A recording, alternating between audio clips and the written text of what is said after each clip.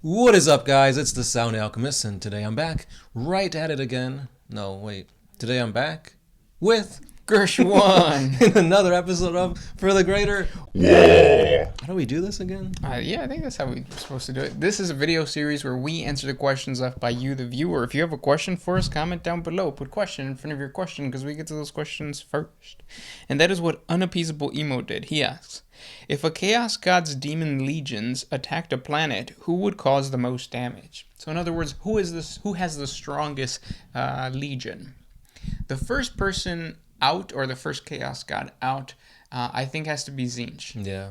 Tzeentch is not really like the type of person that would create a demon incursion for the purpose of, or like the way that we think of it, where there's like hordes and hordes of demons just consuming a world. He's very, or she, whatever it is very like into the idea of like subvertly corrupting like the planetary governor. Yeah. Yeah.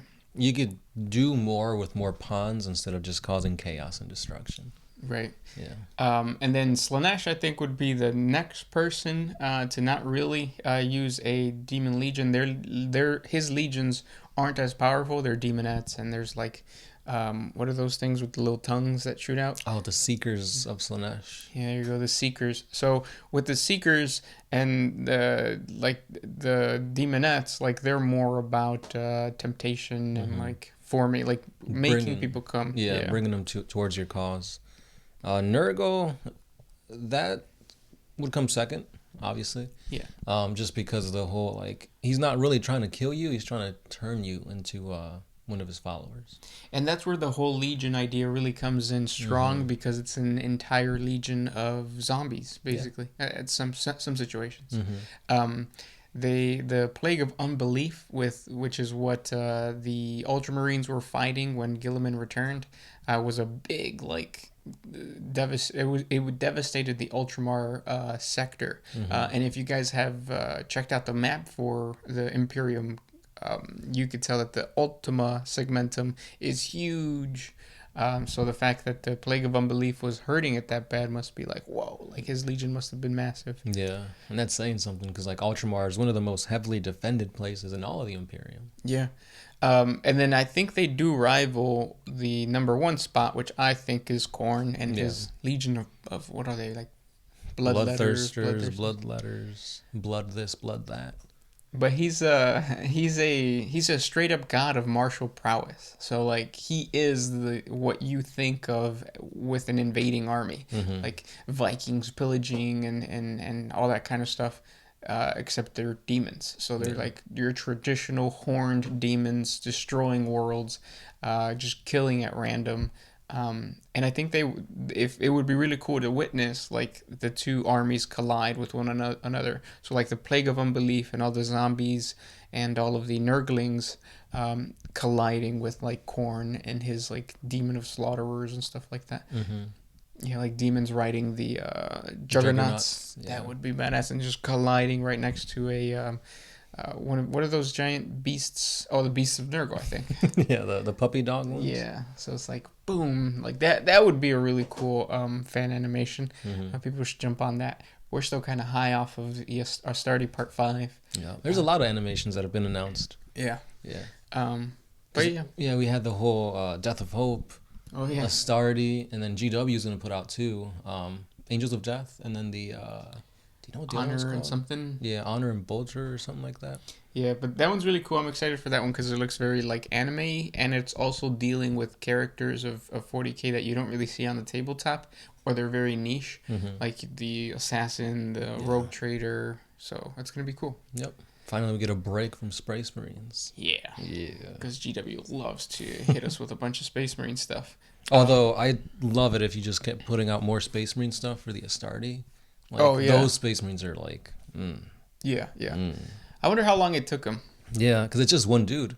Yeah. Yeah. Did not know that. But yeah, Khorne and his legion, I think, would take it. Yeah, hands down. Next question.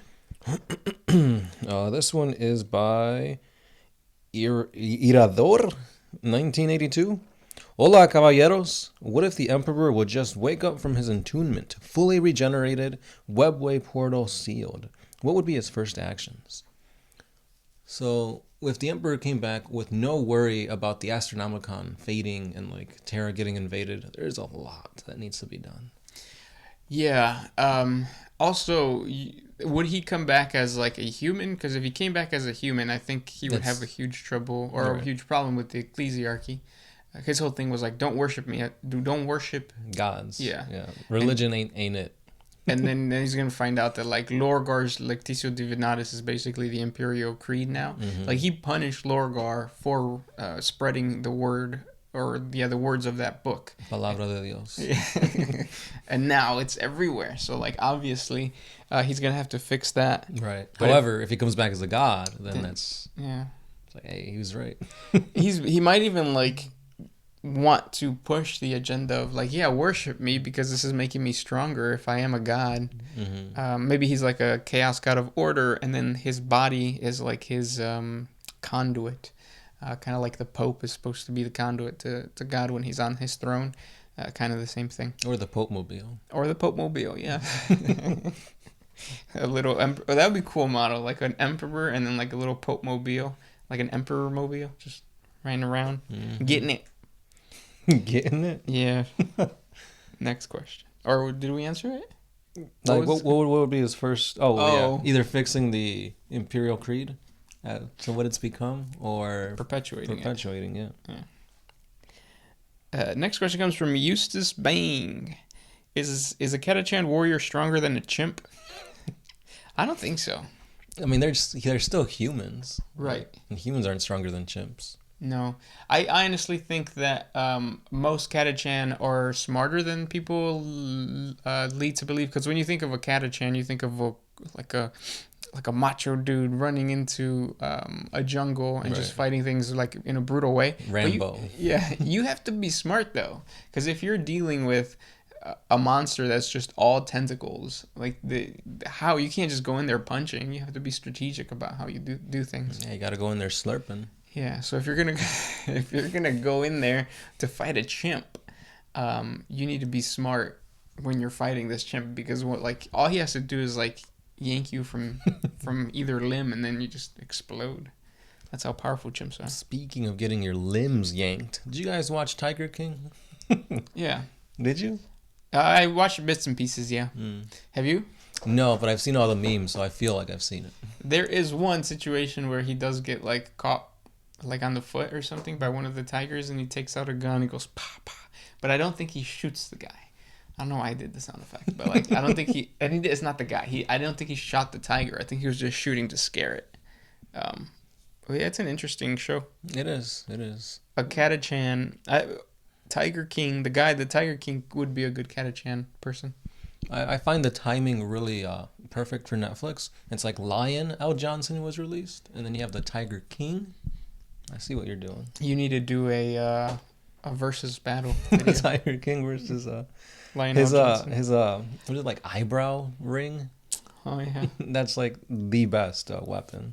Definitely can take on the lion sword. He'd probably get the lion addicted to meth, and then he'd make him one of his husbands. Yeah. And then it would just be, and then later the lion would just commit suicide. Because that's what happened. Next question. This one's by Juan G. Is it possible for a lost legion to have its own unique gene seed organ? Yes. Yes. You see it a lot, actually. Yeah. Is it, what's it called? For the black dragons. The thing that makes them grow like their bones out into like horns and stuff like that. I forgot what the gene seed is called, but their organ piece. Yeah, it's a malfunction in that organ that makes them produce that bone. So it would be the same way. So like if you're creating something and you want to create your own special gene seed, then go for it. Like you could either have it interfere with another gene seed that the Space Marines already have. Like even the Fire Lords, I think, they have something in their saliva that actually can spew out fire. So they are a Space Marine chapter that spews out fire, but it's because of a mutation found within that gene seed organ. So yeah, that gland, the salivary one. I think that's probably what it's called. Because Space Marines, when they spit, it's acid. Yeah. And now these people drop mixtapes too. Yeah. They spit hot fire. Next question. This one's by Ander Webb with 2 B's. Oh. Have y'all been able to get your armies painted during the Kung Flu Stay Home extravaganza? No. No. I still gotta build freaking Shadow Sun. I've had it for a month. Yeah. I think that sucks too is that like I'm focusing more on like making videos, so I focus less on the hobby aspect the of gaming aspect. So maybe I should do like a special series of just me sitting down and painting or something like that. Mm-hmm. But then that's kind of boring. Is it? I mean, it's relaxing. Like you could just have it on in the background while you guys paint. Oh well, no, yeah, but I'm saying you like yourself, like do a live stream or something of me painting, and then I'll just answer whatever questions come into the feed. But like honestly, I probably won't even be able to do that because it's like you either focus on answering questions or you focus on painting. Painting, yeah. But yeah, we'll see what happens. Yeah, and I'm over here trying to start a new army. It's never gonna get done. Tell them which ones you want to go with. Let me know what you guys think. Should I go with Skitarii, but that's gonna be heavily converted to like with Necron bits and stuff because they've been corrupted by a Catan, or the Wraith / jet bike army of the Eldar, and I'm gonna have a bunch of like avatars in there. So I don't know. Let me know what you guys think. Next question comes from The Kangaroo Boxer. Question: chocolate flavored shit or shit flavored chocolate? shit flavored chocolate. I don't want to eat shit. But tastes like chocolate though. You won't know it. Yeah, but you're still eating shit. So you'd rather eat chocolate that just tastes nasty. Yeah. Like I'd rather eat something that's spoiled than eat shit. Right? I mean, you got a point. But it's like if you're gonna eat something that tastes like shit, I don't think I could do that. I'd rather like be able to like eat it. Would you still throw that up? Even if it tastes good? No, right? Well, it depends. Because, like, sometimes I think that people over-exaggerate. Like, when you feed them something that they're not used to, then they over-exaggerate. Like, oh, yeah, I really don't like this. Yeah, like when you get your Italian beefs wet. I can't do that. Yeah, it's delicious. It's soggy, dude. It's like eating, like, I don't know, wet bread. One thing that, like, always gets people and it surprised me is goat cheese. People don't like the taste of goat cheese. And it's just like, well, I mean, it's not that bad. And then they go, ugh, ugh. But it's like, oh, come on. Like, it's still palatable. So, yeah, I would choose shit-flavored chocolate. I gotta go with chocolate-flavored shit.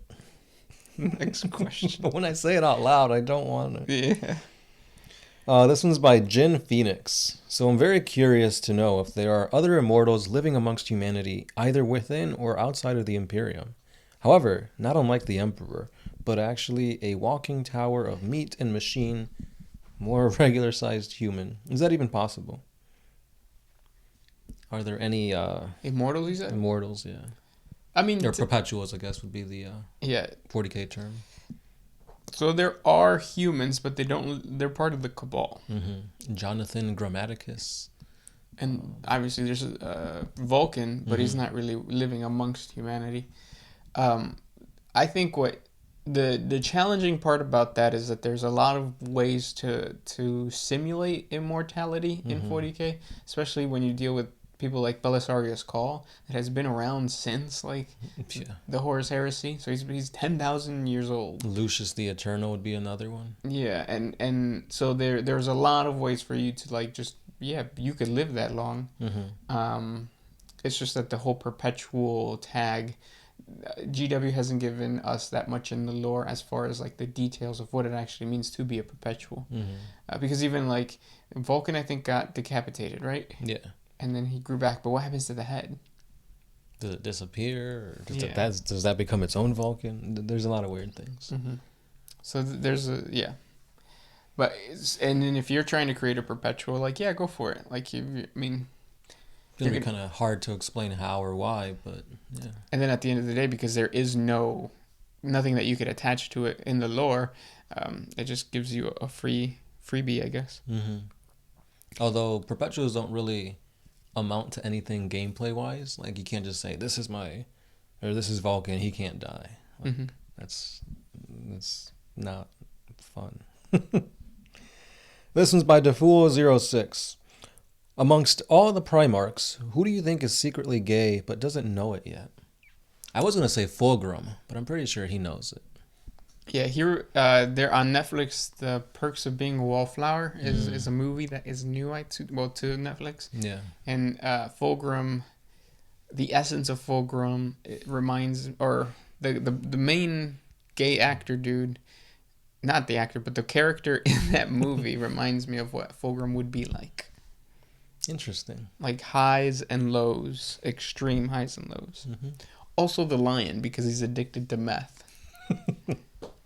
We'll go with that. Yeah. This one's also by Defool06. What are your thoughts on the animated series Primal by Tartakovsky? You know what it is? Yeah. Yeah. Did you watch it yet? No, I can't find it. Yeah, I've only seen like the T-Rex fight, and it looked awesome. But you do have to pay in order to watch it. Right. And no, I haven't watched it because you have to pay for it. I'm waiting for it to be free. Yeah. But ever since it was announced, I was super into it. Like I really like anything that Genndy Tartakovsky does. He did Powerpuff Girls, Samurai Jack. So I'm like really stoked to see it. But I saw like the first episode, and I wanted more. But you got to pay for it. So. Yeah. And I think I think you could pay for the episodes, or you have to be like subscribed to Adult Swim or something like that. Right, which is just a whole other thing on top of like, oh, we already have Disney Plus, Hulu, Netflix, HBO. It's like, I don't want to throw another one in there. Yeah. It's like at this point, just pay for cable. Yeah. Well, and then you won't even get anything. Exactly, yeah. This next question comes from Joe Davidson. What do you think the Kroot are building beneath the surface of their homeworld? And do you think that the Ethereal's cast will wipe them out for it? Since there's a passage about a human ally settlement being turned upon during a battle in the Psychic Awakening book, who really knows what the Tau are capable of? Yeah, I don't think that the Ethereals will hesitate to kill a auxiliary force. Right. They've done it in the past. Or they could just say, hey, stop doing what you're doing, or we're gonna, slap you. Yeah. So. But with death. Mm-hmm. Yeah. What do you think What do you think they're building?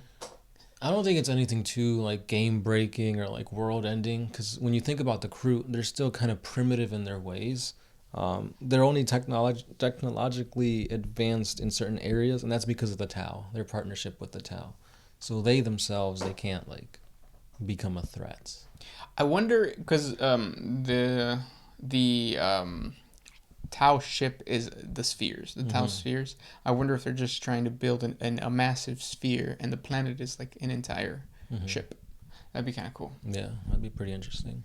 Or maybe they have like a detention device or like a prison area down there, and they're keeping ethereals and they're slowly eating them so that they can have the powers to control the Tau later on. That would be cool. That would be a good fan story to branch off of. Yeah, because that has to go through a lot of generations, right? Right. That would be really badass, though. Next question comes from the Fool06. Which Chaos God is Miguelito allied with? I don't know. I feel like it depends on his cycle. The moon cycles, you mean? Of course, you're right. Full moon, easily, it's got to be like Slanesh, because afterwards, I'm sore. Yeah. And the next question comes from Tyler Flynn. He asks, what was the Imperium's largest defeat? I was going to say the Heresy. The battle at Isfahan 5. Well, not only that, but just the Heresy in general. Itself, yeah. Like, they won, but they only won on Terra. That means that the entire Imperium that was conquered by the Great Crusade was taken over by the traitors. Right. Well, kind of. And it's like, is it even a victory when you lose half of your forces and the Emperor? Mm-hmm. But yeah, I would say that. Mm-hmm. Because there's other times that they've lost, but compared to the Heresy, I don't think it's that crazy. I haven't read the Beast series yet, but that might also be another thing, because I think it's like all the Imperial Fists even lost their lives, or at least the Imperial Fists from the first founding Legion, and then they had to get replenished. Which is an interesting concept. Like, you could have a first founding legion completely, or first founding chapter completely wiped out, but because there's so many successor chapters and the gene seeds still exist, they could just use that and then put it into the first founding legion or first founding chapter. Mm-hmm. But yeah, those were the questions for today. If you guys have more questions for us, please comment down below. Don't forget we have a Instagram, a TikTok, a Facebook, all that good stuff. That's right. So hit us up. This has been the Sound Alchemist. Gershwan. And we are out of here.